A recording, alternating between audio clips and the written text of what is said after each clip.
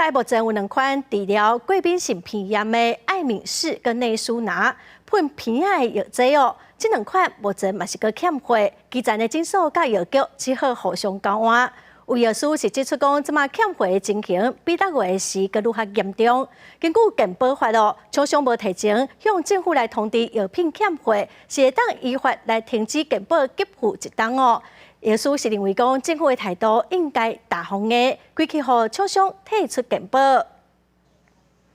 国内欠药的问题继续拖烧，虽然药品供应通报处理中心已经成立，也毋过像爱敏适甲内舒拿这2种被喷剂型类固醇也是出现欠药的情形，造成不少基层诊所药局只会当以药换药。全世界都需要这个药，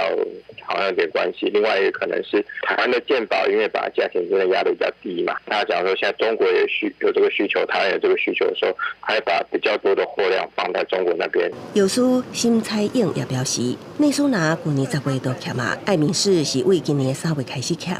原因当然是药厂供应原物料不足。虽然食药署6月公布爱敏适的相关替代药品，也毋过实际上却无一款是会当用的，因为唯一成分同款的根本唔是健保用药，而是只是药欧治鼻舒敏。指示用药是欧治鼻舒敏喷剂，其实它跟爱敏适是一模一样，不过它是指示用药，健保不给付，食药署也是严重的失职。当它低于6个月的时候，你就应该要做准备，就不会造成现在这样子青黄不接的一个状态。辛彩英表示，即马欠货的情形其实比6月更加严重。那根据健保法，药厂无提前向政府通知药品欠，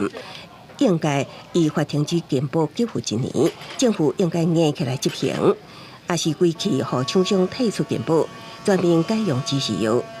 若无未来欠药会一直发生，到这个进程，食药署拢还未做出回应。记者综合报道。